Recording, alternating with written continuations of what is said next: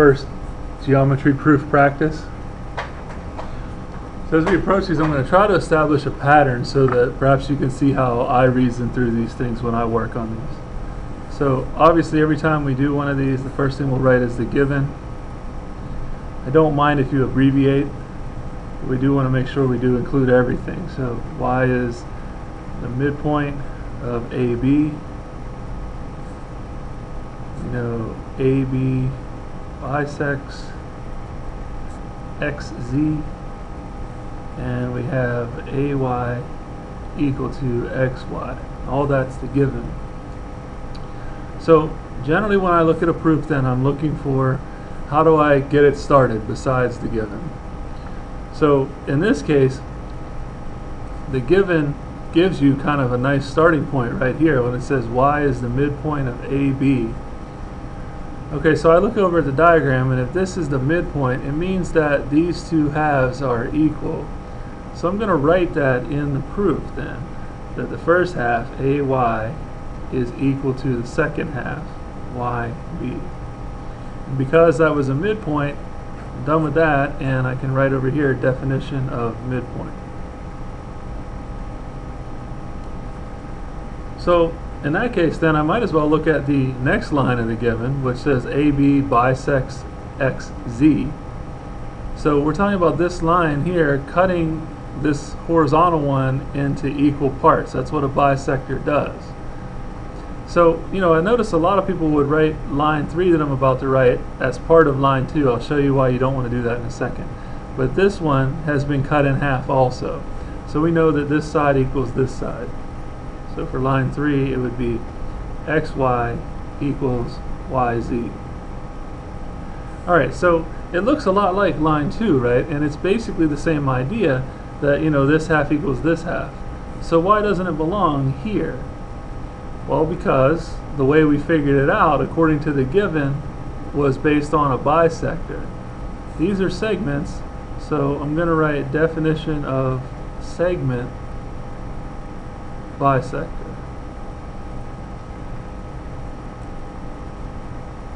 So I couldn't put it in line 2 because it's a different reason for why I know they're equal.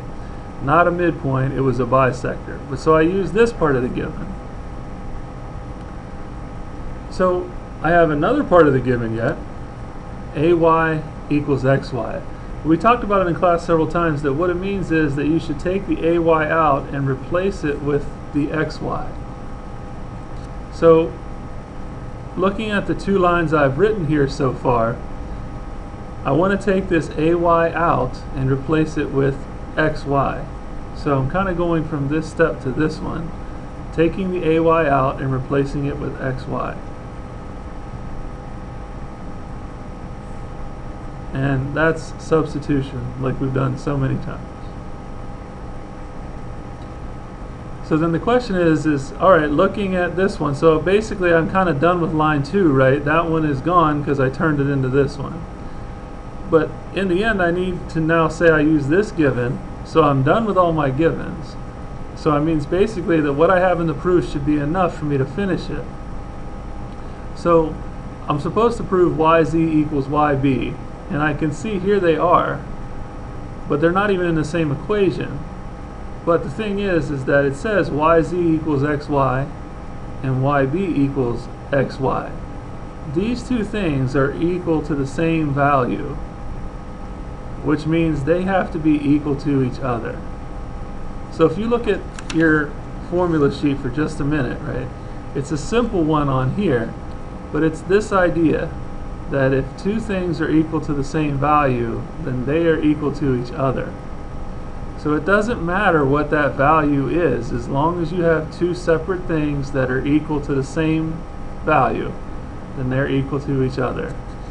So in this case, line 5, since YZ and YB are equal to the same value, they are equal to each other. And so we're done with what we were supposed to prove, and that last reason is the transitive property. You use that one quite a bit in geometry proofs. Okay, that's the first one done. So the reason why I gave you that one and then I gave you this one sort of back to back like this is because I wanted you to see the difference between one where you have a nice start from the given and one where you don't. So in this case, all we're given in the given is a couple of substitution things that we'll be definitely using, but they don't really give us a nice start. So in this case, I got to figure out a different way to start this problem then besides that. So here's the basic rule for segment proofs. If it doesn't say anything about midpoint and it doesn't say anything about a bisector, then they can't show up in your proof, and the only other way to start a proof is using this idea of the segment addition postulate. See, this is always true, but you only want to use it if you have to, because it makes kind of a mess in the proof. So the segment addition postulate is a real simple idea. It says take the two smaller segments, the AB and BC, and add them together, and it equals the whole thing, like this. So you just have to apply this idea to the proof letters that you have. So like looking at this first diagonal line right here, right? What I know is DE added to EF would equal the whole thing. So I can write that in my proof.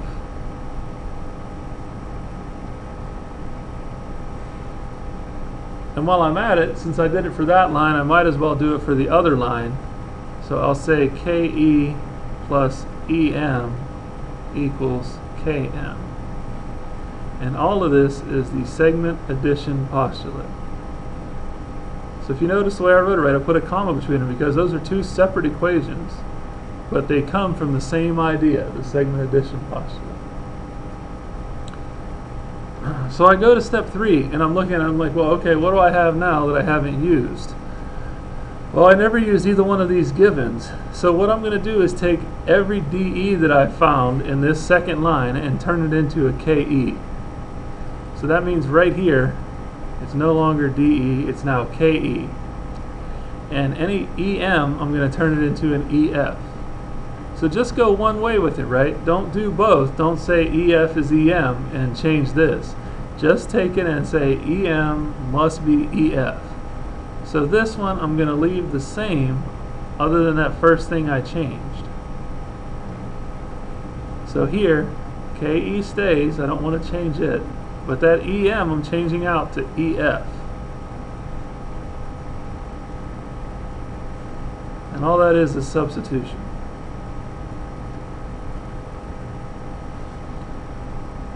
So here again, right, I'm trying to get to DF equals KM.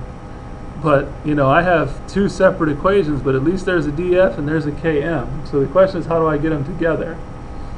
All right, here again, right, when you get to the point where you've used the givens and you don't have anywhere else to go, odds are you've got everything in the proof you need. So it's just a matter of how do you get it together then? Well, here's the key to this one. See this? KE and EF. KE plus EF. So here's the two things I want, but if you look at it, DF is KE plus EF, KM is KE plus EF. In other words, these two values that I want actually are equal to the same thing. So again, I can write, well, they must be equal to each other, like this, and this is the transitive property. So again, transitive showed up again. But sometimes, if you really get good at using it, you can see that it takes what looks to be a real mess and turns it into something easy very quickly. Sometimes we actually say the transitive property transforms two equations into one. Another way to look at it.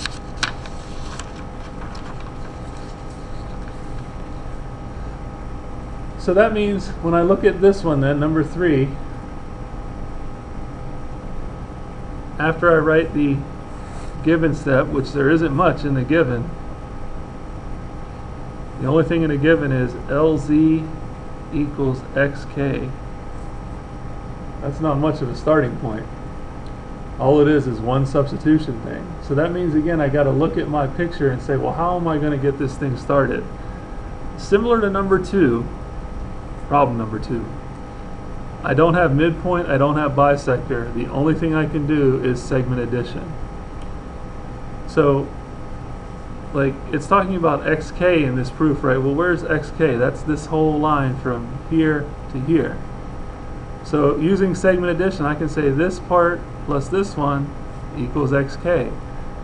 So, xl plus lk equals xk. And so I did it for this piece. I might as well do it for the other side. LZ, that would be LK plus KZ equals LZ. And all of that is segment addition postulate.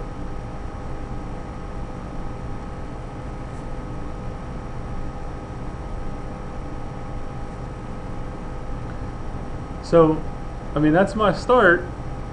The only thing I have right now to use in the given is this substitution. I'm going to take out an LZ and put in xk in its place. So all of this is actually staying exactly the same.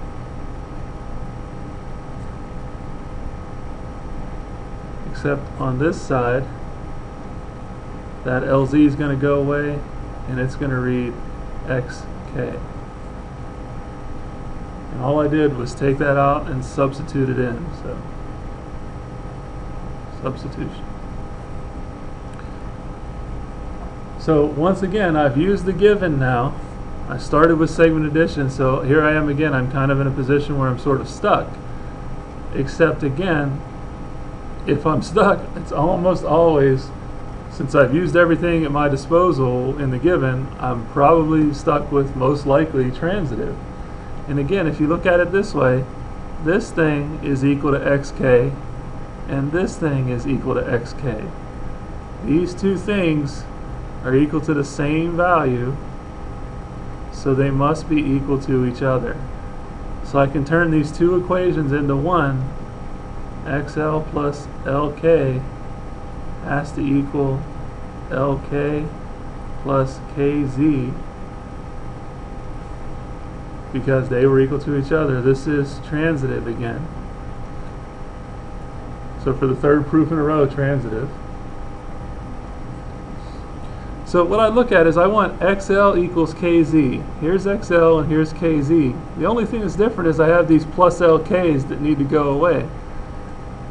So if I want to get rid of something that's plus like that,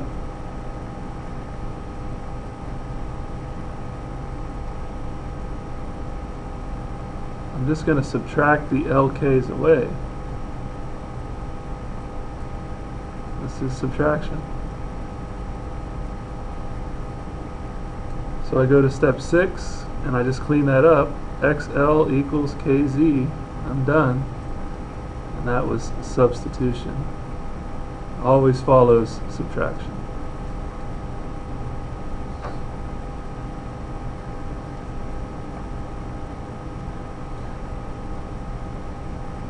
Alright, number 4 is almost like a take a break one because it's very, very short and very easy by comparison to some of these other ones. So I have E is the midpoint of DF, and I know EG equals EF.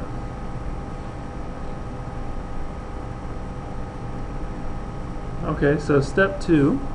Where do I get my start? Okay, it said midpoint, so I got to use that. E is the midpoint of DF. This is the middle of this line. That means this half equals this half. DE equals EF. Definition of midpoint.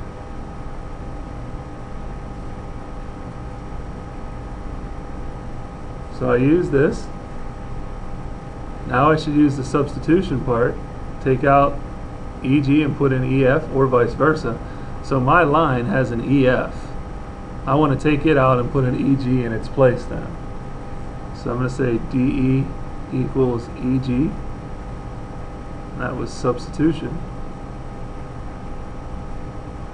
So I use the other part of the given. And I look at what I have and what I was asked to do. It's just flipped around, so we can fix that.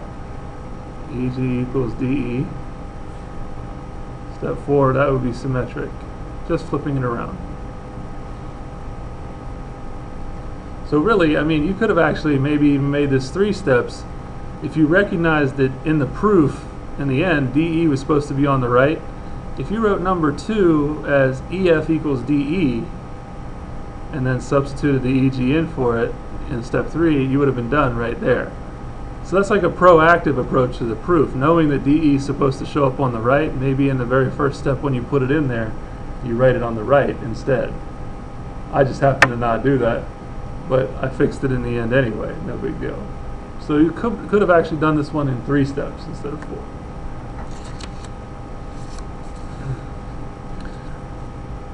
Okay, so we have a couple angle ones now. These two are decent length angle proofs, so they're sort of like no joke. If you can do these, you should feel pretty confident. So angle 1, or sorry, well, excuse me, it says angle 1 and angle 2 are supplementary. And we know angle 3 and angle 4 are supplementary. And then finally they told us angle 2 equals angle 3. Alright, number 2. So we have all that stuff in the given, and usually when you have a lot of things in the given, it actually makes the proof easier to do. So to me, if I see that, I'm not upset that I have so much. I'm actually happy because it tells me I have a lot of things to work with. So in the end, we need to get 1 is congruent to 4. So we got a lot of stuff to do, but we have a lot of things to work with. So when it says supplementary, I mean, that's a giveaway as to how to start a proof, right?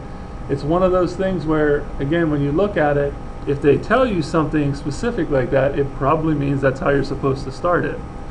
So instead of writing it in words, I'm going to write it as an equation, what supplementary actually means. So I know angle 1 plus angle 2 equals 180. I also know angle 3 plus angle 4 equals 180. And that's the definition of supplementary angles.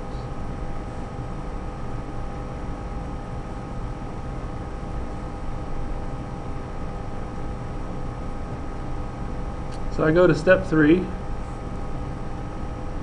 And so that means I used these 2 things already, right? I took care of both of them. I would say, well, I got a substitution, so I can take out the 2 and put in a 3. So where angle 2 is, I'm going to substitute angle 3 in its place. And this all stays the same. That's substitution.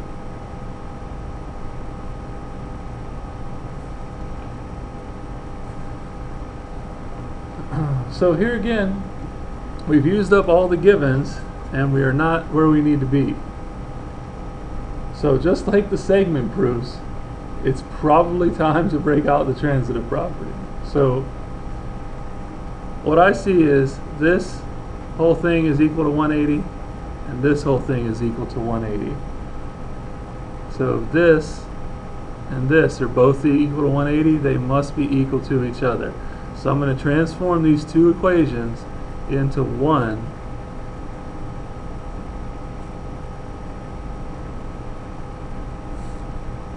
And that is transitive.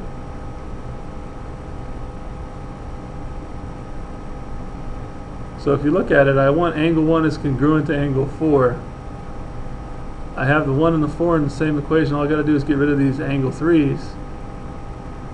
Just like that other proof we just did, this is something fairly simple to do. I'm just going to subtract them away from both sides. Subtraction. In step 6, that cancels out. I'm going to have angle 1 equals angle 4. That's substitution.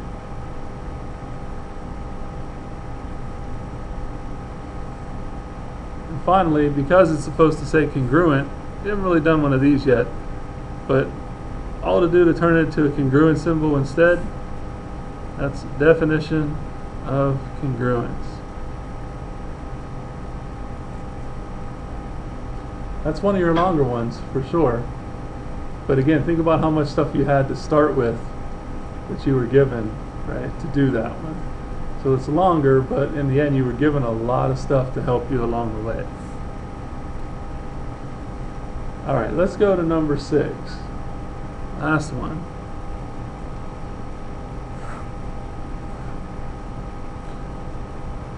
We'll write our given.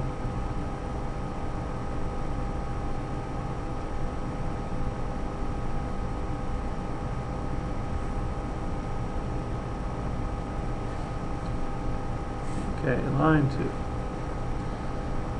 2. Alright, so normally I say look at the given and see what you have. So we have angle BAC as a right angle. Well, we can use that.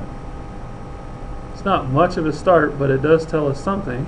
We know that means BAC is 90. Use that idea.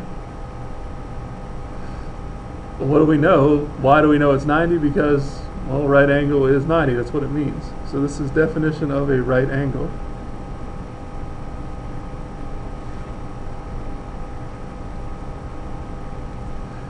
Alright, but the problem with that is like, okay, normally then we would substitute, right? 2 into 3. Well, like that would be our next step, but there's no 2 or 3 in this thing, so what do we do, right? So this is where you got to go back and say, well, what else do I know about this, right? Just like the segment thing, when you don't have much, if you don't have complementary or supplementary or angle bisector or linear pair, if you don't have any of that stuff that you can start this with to get yourself a nice equation, then last ditch effort, just like with segments, it's best case scenario or worst case scenario, you have to start with this for segment. For angles, you start with this, which is to say that the two smaller angles add up to the whole thing. See? And it gets you an equation. So I'm going to use that idea with this picture, that these two smaller angles do add up to the whole thing. So I'm going to say angle 1 plus angle 2 equals angle BAC. This is the angle addition postulate. It's really the last thing you want to start with, but sometimes it is the only option. So again, no supplementary, no complementary, no linear pair, no angle bisector. You don't have much choice. Because as we talked about in number 2, this is not enough to start it. You need more than that. But see, now we can do this, and actually it's going to be a lot easier than you think.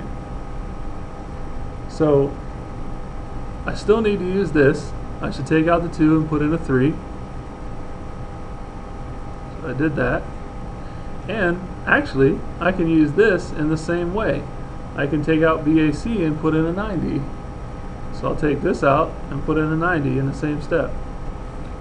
Both of those things are just substitution. And if you can see, my proof was supposed to read angle 1 and angle 3 are complementary. Well, I just did that in an equation form. So all I have to do is say what I was supposed to say now. Angle 1 and angle 3 are complementary. And the reason I know that is because that's what a complementary pair of angles are. So this is the definition of complementary angles.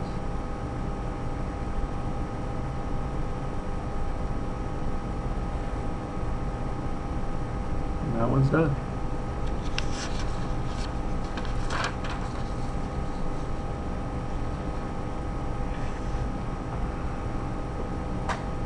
So if you made it through that whole video, give yourself a nice good job and feel proud that not many people can do geometry proofs.